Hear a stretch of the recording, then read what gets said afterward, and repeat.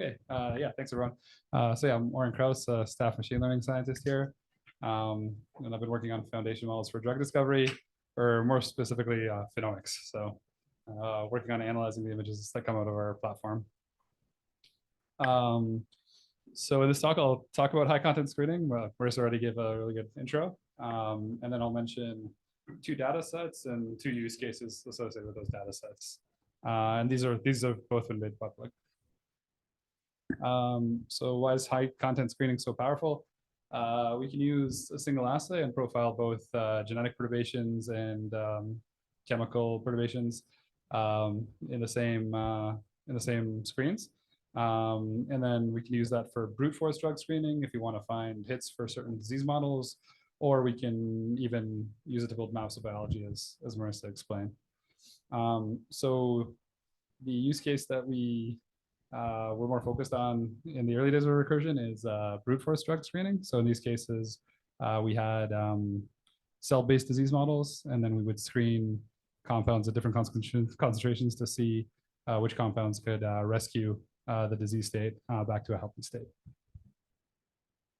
One method for analyzing microscopy data that's very popular and that we used in the past is called Cell Profiler. So this is an open source tool for segmenting and featurizing individual cells in these types of images. It can work really well, but it can also be really tricky to get working and generalizing across lots of different experiments, especially at the scale that Recursion works at. And there's still a lot of work that needs to go into using those features, because you end up with thousands of features that can be very correlated with each other. And these measure things like cell size and texture of different channels. So yeah, it's useful, but could also be painful to use. So I'll introduce this data set that we released in 2019 called RxRx1. And part of the motivation for this was to encourage the community to develop deep learning based methods for featurizing high content screening images. Because at least at the time, if you wanted to have a deep learning model that could embed data, you really needed to pre-train it on some sort of labeled task. So if you compare this to like natural images, like there's the ImageNet data set, and like in the mid 2010s, a lot of groups show that if you train a model on our ImageNet, you can use those features on lots of different tasks downstream. So that was the motivation for releasing this RxRx1 data set. It has 51 experimental replicates of the same design with 4 different cell types, and it had 1,001 different siRNA treatments. And overall contained a bit over 125,000 cell pain images.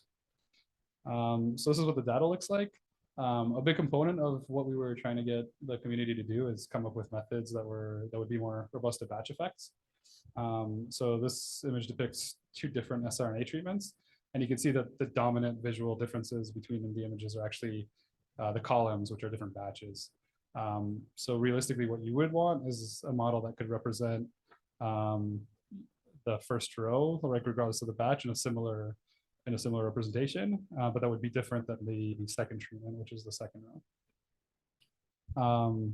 The cell pain images have 6 different channels, so they stain for nuclei, endoplasmic reticulum, F-actin, nucleoli, mitochondria, and Golgi. And that's the format of the images that we released. And yeah, I mentioned already, yeah, the total size of the data set. So there's about 1,100 conditions, 30 control siRNAs, and 1 empty control. And then a bunch of the experiments were held out for evaluation. 4 cell types, so they're there, like a majority of it was CVEC, but there was also some other cell types represented in the data set. And this is the approach that we encouraged participants to use. What I'm showing here is the winning model. So this used a DenseNet backbone. So this is a convolutional architecture that connects intermediate layers and concatenates them all the way through the model.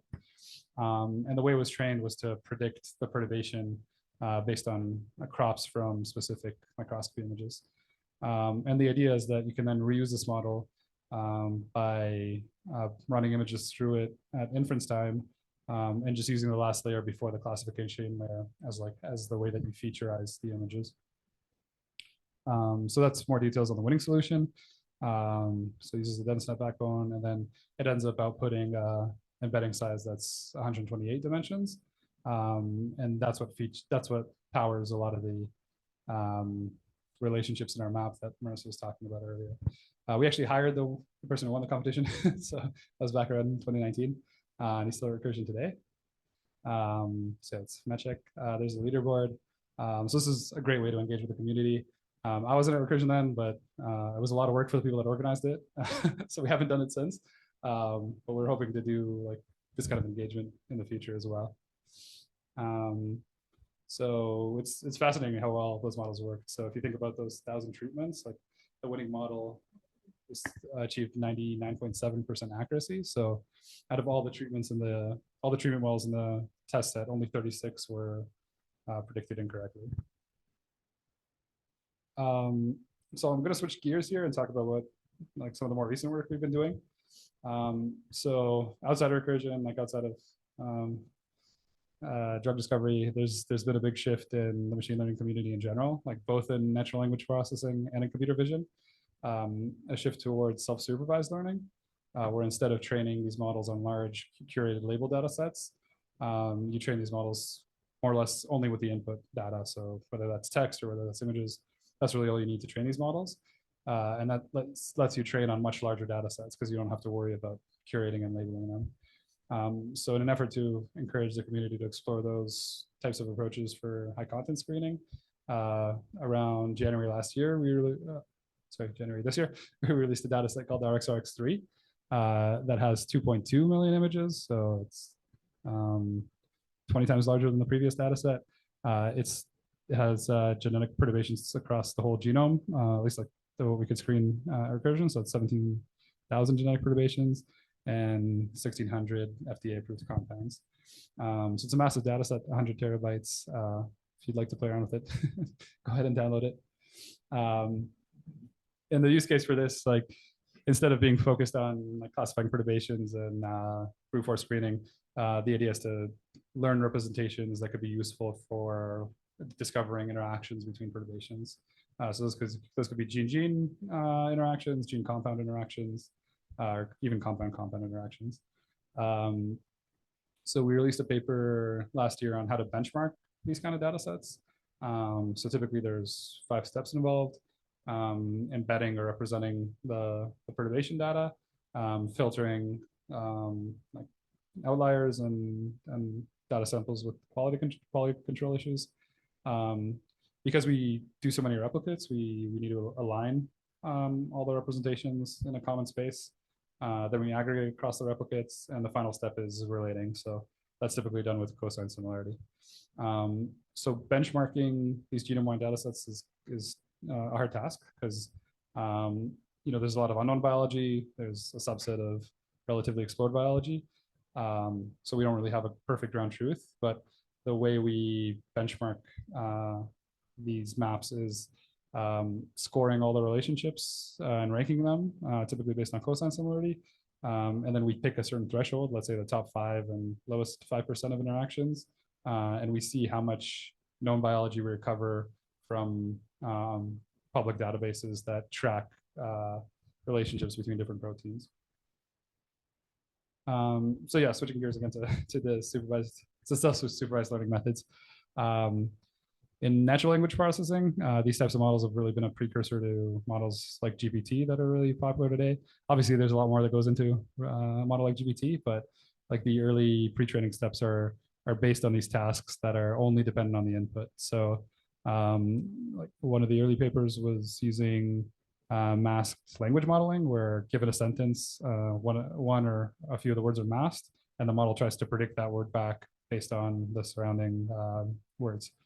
In 2021, that approach was also applied to images with a paper called masked autoencoders. So here the image is chopped up into patches that can be different sizes, so like either 16 by 16 or 8 by 8. A bunch of them are masked, normally around like 75 to 90%, and the model tries to predict what those pixels look like given the visible pixels. So that's the masked autoencoder model I was just explaining. A big a big change also in architectures was vision transformers. So these were inspired by all the progress in NLP. So in the same year, in 2021, a paper came out that figured out how to apply the exact same model architecture to images. And it's the same concept. You chop the image up into smaller patches. You convert those into vectors with like a layer that can more or less a convolutional layer with yeah, that just outputs a vector. And then you have a sequence of tokens that it's almost like a sequence of words in a sentence. And you can use that for trading classifier or for autoencoding. So we've applied this to our phenomics data, specifically like that RxRx3 data set I was talking about, and a larger set of internal data. And we just released this last week. So this is a preprint that's up on arXiv, and we submitted it to a NeurIPS workshop. So it's a big effort with like about 15 recursion knots involved in it. And we worked at it for about 2 quarters. So these are some of the qualitative results. So we trained different architectures and different versions of masked autoencoders. So you can see here a few examples. So initially we were using a conservative mask ratio. So we were only masking out 25% of the patches. And you can see what the reconstructions look like for different models. As we got more advanced and figured out good recipes for training on larger data sets and larger vision transformers, we upped the mask ratio to 75%.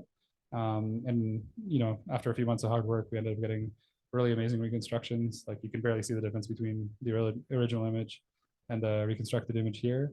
And the model that's reconstructing this really is only seeing like the visible patches that you can see here. So it's kind of astonishing that the models can even learn how to do that in the first place. Oh yeah, it's just a fun GIF. So after these models were trained, I loaded the checkpoints, and then I was just seeing like what happens if you increase the mask ratio like all the way up to 90%. So you can see that the performance degrades like once you get too high, but it can still like recover a lot of the visual information. I'll switch to how we benchmark these now. So I mentioned this before, but we use this this approach of seeing how many relationships we can recall across 4 different biological databases. So what you're looking at in this plot here is the histogram of cosine similarities between all the possible relationships in the data set. And then we take like the top 5% and lowest 5%, and we see how many relationships we recall in all these 4 databases. So amazingly, these masked autoencoders actually outperform our previous models that were trained with supervised learning. And we saw that like the larger the data set got, the larger the model got, the performance only got better. So this, like the lowest dots here, yeah, this RxRx1 DN161, that's roughly the model that I was talking about before from like the previous competition. And you can see that pretty much for all the benchmark data sets, the masked autoencoder models are outperforming that one significantly. And this is really awesome because if you think about this, like at the thresholds that you're looking at here, like you're recalling almost like 70% of the relationships in these databases, which is really capturing a lot of the known biology. Marissa talked about this before, so this was just to kind of show the impact of the compute. So to summarize the data set size and the model size in one number, we converted it to how many flops were computed during training, and we're plotting that against recall for one of these benchmarks, which is this one, StreamDB, just at one of the thresholds. So that would be here, like you're more or less looking at that line for different models. So RxRx3 is a public data set. We also had 2 internal data sets that we worked with. One had 53 million images. The other one had 95 million images. Obviously, the 95 one was hard to train on and took a while, so we only had like 1 or 2 chances to do that. So yeah, that's really giving us the best performance. The amazing thing is like we don't really know if we maxed this out yet. If we train a larger model for longer or like curate a larger data set, we could even perform better on this task. Yeah, so this is roughly the same information, just in table format. So the previous best supervised model we had was this one. So like I said, this is from the ARCS-1 data and like the winning model from that competition. These are all the different backbones we trained with the masked autoencoders on different data sets. And you can see here like how much of an improvement you get when you scale up the vision transformers and the data set using that masked autoencoding function. And yeah, one last result to share. Because there aren't a lot of groups doing this, it's kind of hard to benchmark with external data sets and groups. But recently there was another paper that came out that used pooled CRISPR screening. So this is quite a different platform. You can barcode which guide RNAs are going into cells in 2D. And then you can also like measure morphological profiles for every single cell and related to the gene that was knocked out. So we subsetted our results to the genes used in their paper and just compared like our platform to what was published there. And we still see like roughly a 21% improvement on the largest gene set that they used in terms of recovering relationships. So this is a nice validation for us that, our work compares like favorably even with external approaches. So yeah, that's the last slide. So thanks for attending. Happy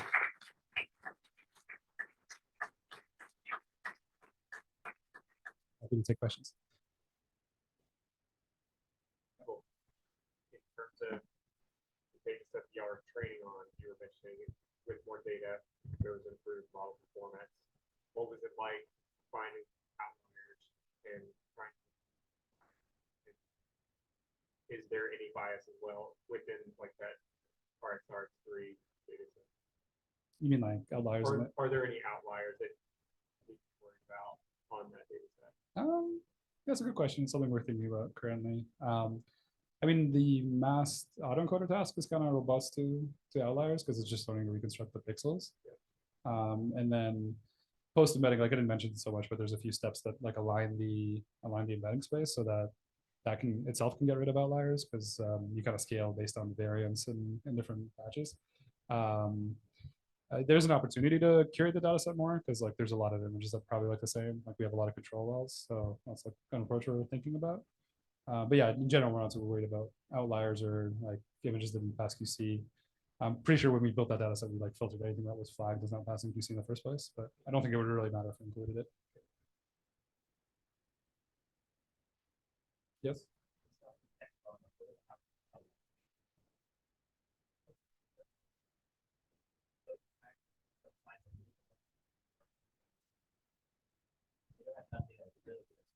Yeah.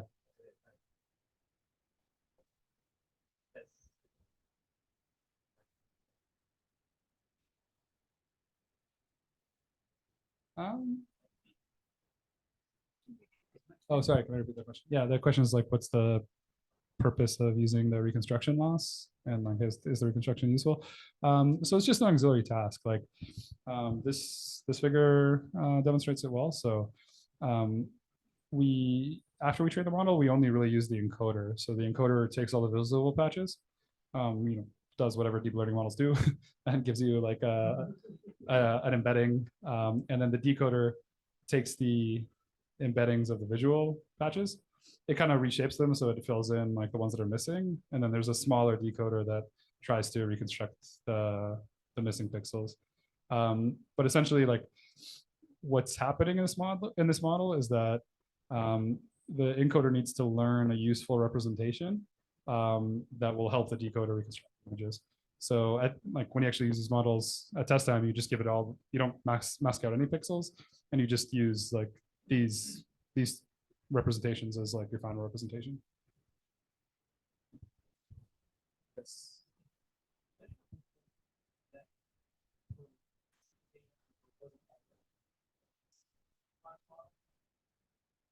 But yeah, this is a self-supervised model. Yeah. So what is that like?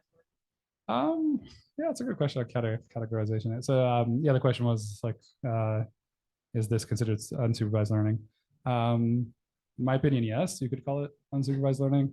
Like the term self-supervised learning came up because you're training the model against like its own input. So it's trying to like reconstruct or learn patterns in the input. Whereas unsupervised learning, I guess, is more associated with clustering or like those kind of approaches. But essentially, like you don't have labels, you have input data, and you're learning only on the input data. So you can consider it unsupervised learning. Yeah. I mean, another way to think of it is like if well, I'm sure a lot of you are familiar with PCA. This is like, PCA on steroids. Like you're learning to compress like a lot of the information in the images into like whatever embedding size you have in the encoder. Yes.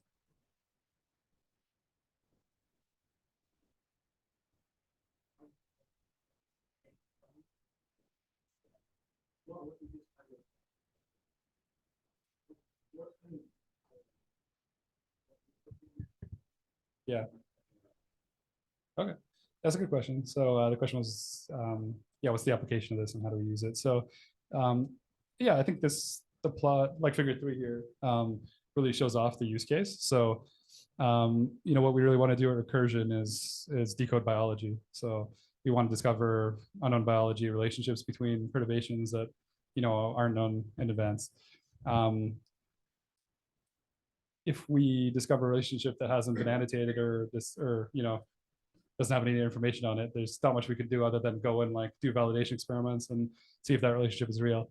The benchmarks we use here are kind of a proxy for that. So they're more like retrospective, where we curated all the known relationships that we can find in public databases. And recalling more of them means that like our platform and our embedding spaces are better at finding relationships that have already been annotated. And like the assumption is the ones that we find that aren't annotated have just not been discovered, not that they're not real relationships. And the use case, I mean, internally, I think Chris explained it before, we have a lot of like tooling and applications that use these embeddings that are powered by these embeddings. So, the scientists at Recursion can go and like use the apps that are powered by this and discover novel insights, potentially find a compound that might work really well against like a disease model, or find genes that are related to a gene that's already associated with a disease that nobody's discussed, like has focused on for treating that disease yet.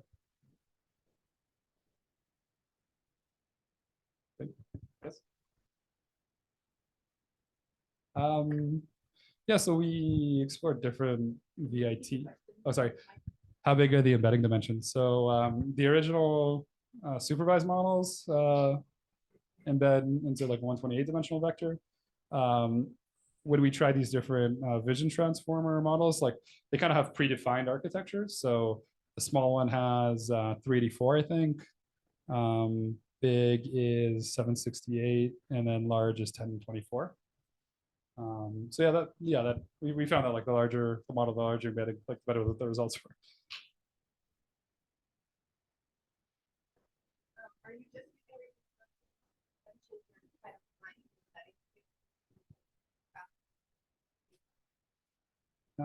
Sorry. Yeah, so the alignment. Oh, sorry. Sorry. Yeah, the question was, are we only using reconstruction loss or any like contrastive methods? Like the embedding model here is trained only with the reconstruction loss. They tend to, especially the MEAs, tend to encode a lot of batch effects because that's kind of the major form of variation in the pixels. But the alignment step is it's based on a paper that came out in 2017 called typical variation normalization. And essentially it's just doing like a PCA transformation and then whitening. So, it doesn't have any, like aside from like the PCA kernel itself, which is just a matrix multiplication, it doesn't have any like trainable parameters or like trained on any data set. It's just doing like batch normalization. These are all great questions. Thank you. Yes. Good question as well. So the question was, how do we pick the patch size for the masking? I think the public models, had like, explore different ones. So, we started from architectures that were like already available online. They don't scale so well with compute. So if you go to a smaller patch size, you have like a quadratic number of tokens. So we started with 16 by 16 just because it kind of made sense, with like a back of the envelope calculation. And then eventually we tried 8 by 8 and it was a lot better. So yeah, it's just kind of based on like running deep learning experiments.